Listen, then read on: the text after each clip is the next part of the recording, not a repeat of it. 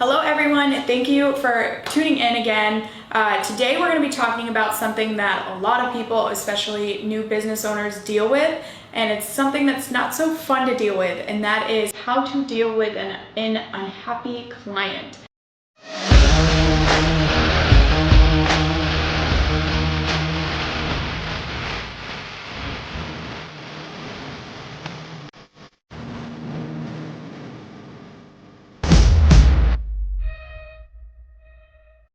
It's very scary, especially when you're first starting and you get someone that's upset with you. And a lot of the time, our first reaction is to make sure that we're doing everything and anything we can to make sure that we're making that client happy again. We're going above and beyond. We may not be sleeping. We're doing everything to make sure that whatever's going on is correct because it's maybe our first client or our first really big client and we don't want to lose them. There's certain tactics and a certain strategy that I've learned over time on how to deal with this and ways on how to not deal with it.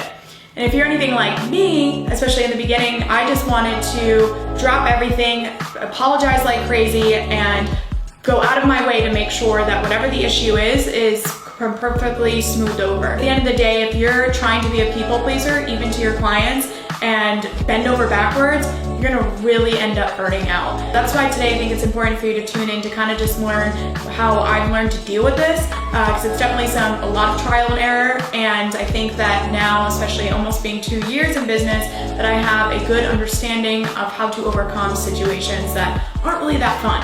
So one of the first things that I would say if you do have an unhappy client is, number one, deal with it right away. Because especially if it's a scary situation for you or you're just really stressed out, it's normal for us to want to just take a step back and forget about it and maybe deal with it tomorrow. But my suggestion is calling that person right away. Getting on the phone, getting every detail and figuring it out so you can just finish it and close it out and come up with a solution right on the spot. When you're prolonging it, you're only causing more tension, more problems, and whatever that issue is not getting recovered, and it's not going to be any better today than it is tomorrow because the issue is still going on. So for me, I think getting on the phone is one of the most important things to do and not running away from it, and figuring out too and really listening to their side. A lot of the times, it's easy to just think what you're doing and think that you did it all right, but it's really important to hear your client and understand where they're coming from. But if you're not listening, and it's just going to frustrate them more. And especially if you're making assumptions, then that's only going to cause more issues. So really, it's hard to do, but listen to your client and deal with it right away. So the next thing that I really want to point out, especially when you're on the phone, it's so easy, kind of like I mentioned before, to just be the person at fault and say sorry over and over again, and it won't happen again, I'm sorry. And although that's good that you're apologizing, there's also a time when you do not want to apologize. And I know that sounds pretty alarming, but it's something that I had to learn, kind of the hard way, because regardless if it was my fault or not, I was apologizing. And when you do that, especially if it's not your fault, you're putting them, you're giving them this step up and now putting them in control and giving them power when they should be having the power because they were the one in the wrong. And I think what happens and why client relationships could go negative sometimes, especially if there is some type of misunderstanding, is because you're always apologizing and making it seem like you're in the wrong, and you're never showing them what they're doing and how their process or the way that they're approaching this is not working with the service that you're trying to provide. With this, I've learned to adapt and really say, get on the phone right away, listen to what they're saying, and if I know that it was really them and that wasn't necessarily correct, I word it in a way where they know, like, hey, this can't be happening. For example, just recently, this week actually, a client asked one of my employees to do something that was out of scope. And I heard about it through, my employee, and I got on the phone right away with the client. I said, hey, listen, I understand that you were looking for XYZ to do XYZ, but this is out of what we do here at Adventure, and this is really something that you guys should be doing as you are the industry experts in this. And, she at first, right away felt bad. She goes, you know what? I didn't even think about it like that. was looking at you guys for the help, and she was like, but I understand that this is out of scope and this is a lot of work for you to do. So, and that's not the first time that this happened, but I had to get on the phone, and of course I'm not saying, sorry, we're not doing that for you, because we didn't agree to do that. So it's really important to make sure you realize, who really is at fault, and then learn how to deal with it. So learning that tactic on saying sorry and not saying, when to say sorry and when to not to say sorry is extremely important, and will make sure that you're teaching them the lesson when they should be, and then also that you're showing them that you're sorry and that you learned your lesson too. And something else, so after you figure out, really who's at fault in your own head, and you handle it a certain way, the next biggest step is to figure out a solution.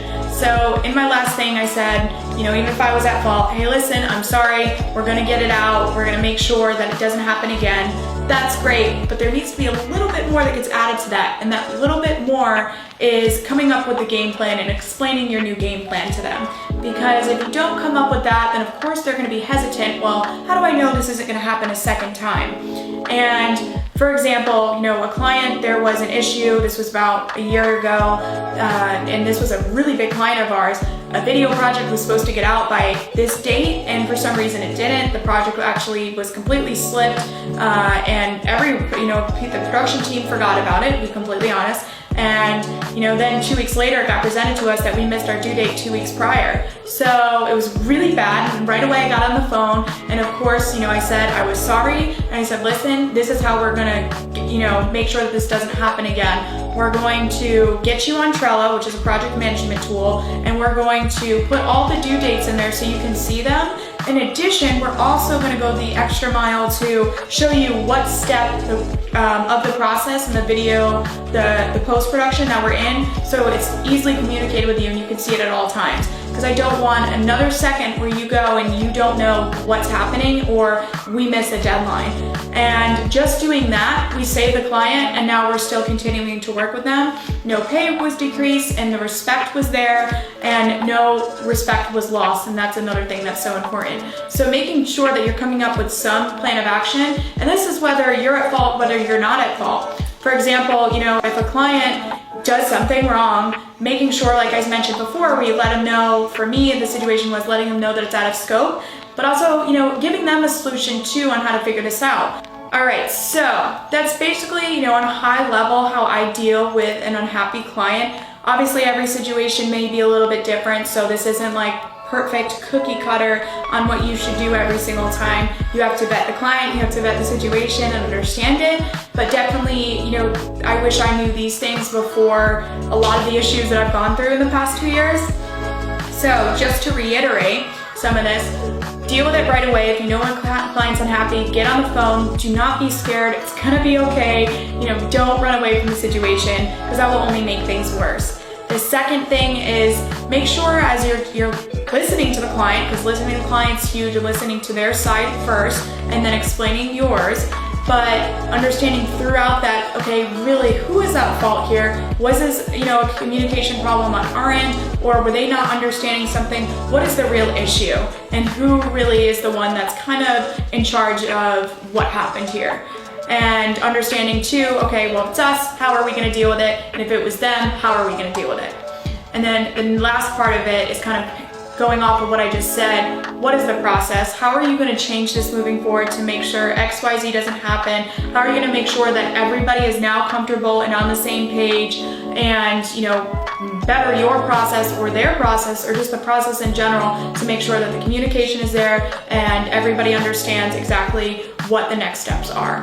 So to me, those are very, very important things to make sure of, and things to do to make sure that you and your client are no longer unhappy and on the same page. It happens, if you do have an unhappy client, don't be upset with yourself. There's nothing that can't be changed. So make sure that you really are focusing on some of the things I said today, because you can make someone that's so unhappy and wants to leave you to want to stay, and then be staying with you as a long-term client. So I hope that these help, and if you have any questions about these, to let me know. I'm happy to help you with any of your situations that you're going through. Feel free to subscribe to me on YouTube, as well as follow me on Instagram if you are not following me already. You can feel free to DM me. I usually am checking those at all times. So I hope this helps, and if you are dealing with an unhappy client, I know you will get through it, and definitely follow some of these tools today because they have saved my life here at Adventure.